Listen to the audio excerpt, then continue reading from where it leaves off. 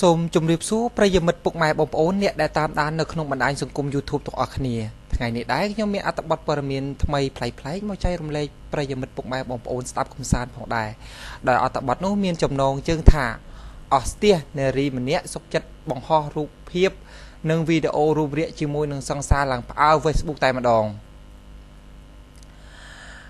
ការប្រែសម្រួលនិងការអភិវឌ្ឍគឺផ្លាស់ប្ដូរគ្រប់សម័យកាលជាក់ស្ដែងបច្ចុប្បន្ននេះជាសម័យការជឿនលឿន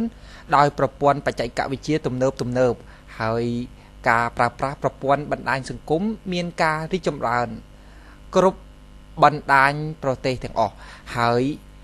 មានអ្នកខ្លះបានប្រើប្រព័ន្ធបណ្ដាញសង្គម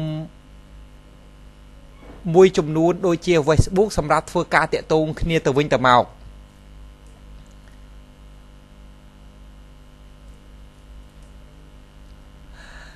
មានអ្នកខ្លះតាក់ទងស្នេហាតាម Facebook រហូតដល់ហ៊ានយករូបអាហារភាសឲ្យគ្នាទៅវិញទៅមកហើយរូបភាពវីដេអូទាំងអស់នេះក៏បានបែកធ្លាយនៅពេលដែលស្នេហាគេបាក់បែកទៅវិញ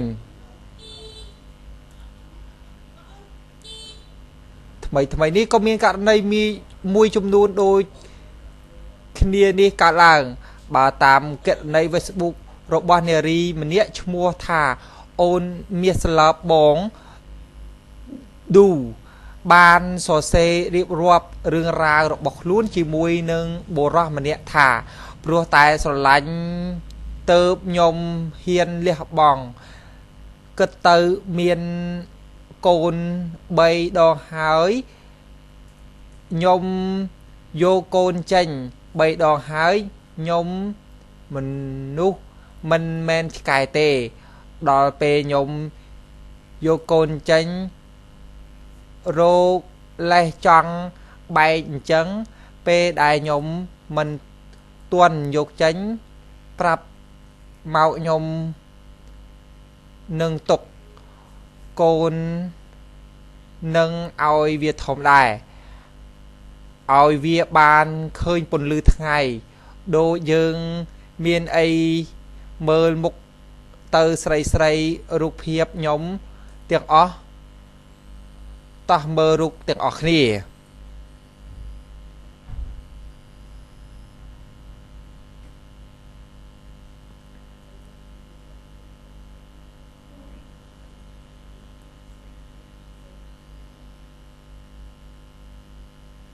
ព្រោះតែស្រឡាញ់ទៅហ៊ានលះបង់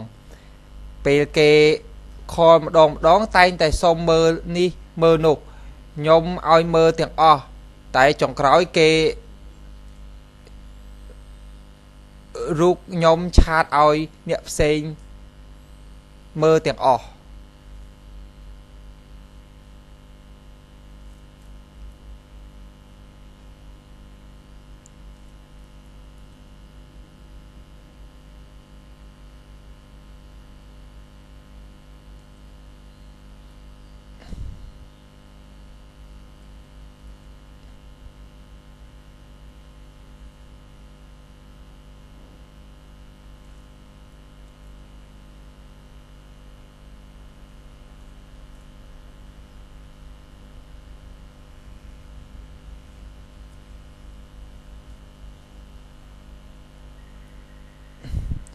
បាទអត្ថបទព័ត៌មាននេះសូមបញ្ចប់តែប៉ុណ្ណេះ